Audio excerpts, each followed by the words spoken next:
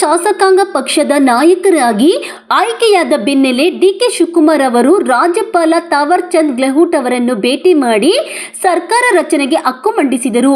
ಇದರೊಂದಿಗೆ ಕರ್ನಾಟಕದ ನೂತನ ಮುಖ್ಯಮಂತ್ರಿಯಾಗಿ ಅಧಿಕಾರ ಸ್ವೀಕರಿಸುವ ಪ್ರಕ್ರಿಯೆಗೆ ಅಧಿಕೃತ ಚಾಲನೆ ದೊರೆತಿದೆ.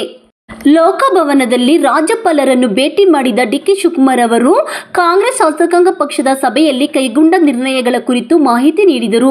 ಬಳಿಕ ಸರ್ಕಾರ ರಚನೆಗೆ ಹಕ್ಕು ಮಂಡಿಸಿದ ಹಿನ್ನೆಲೆಯಲ್ಲಿ ರಾಜ್ಯಪಾಲರು ಸರ್ಕಾರ ರಚಿಸಲು ಆಹ್ವಾನ ನೀಡಿದ್ದಾರೆ. ಇದಕ್ಕೂ ಮುನ್ನ ವಿಧಾನಸೌಧದಲ್ಲಿ ನಡೆದ ಕಾಂಗ್ರೆಸ್ ಶಾಸಕಾಂಗ ಪಕ್ಷದ ಸಭೆಯಲ್ಲಿ ಡಿಕೆ ಶಿವಕುಮಾರ್ ಅವರನ್ನು ಶಾಸಕಾಂಗ ಪಕ್ಷದ ನಾಯಕರಾಗಿ ಅವಿರೋಧವಾಗಿ ಆಯ್ಕೆ ಮಾಡಲಾಯಿತು. ಮಾಜಿ ಮುಖ್ಯಮಂತ್ರಿ ಸಿದ್ದರಾಮಯ್ಯ ಅವರು ಡಿಕೆಶಿ ಹೆಸರನ್ನು ಪ್ರಸ್ತಾಪಿಸಿದ್ದು, ಹಿರಿಯ ನಾಯಕ ಜಿ. ಪರಮೇಶ್ವರ್ ಅನುಮೋದನೆ ನೀಡಿದರು.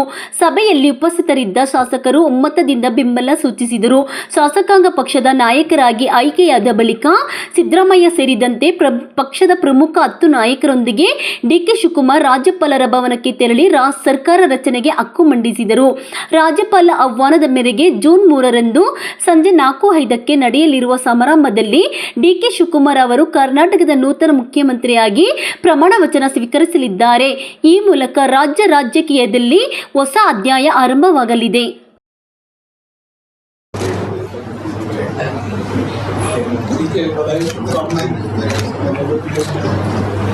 सबको धन्यवाद।